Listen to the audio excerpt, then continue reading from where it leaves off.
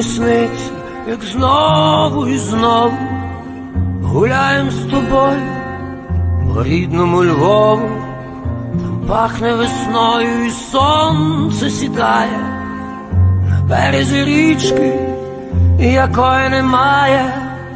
І дивляться леви на тебе ласкаво, і варять бажання із запахом кави, і вільно на розі між пеклом і раєм.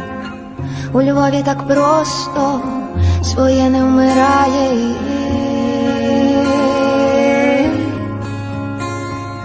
Дихає місто весни моє,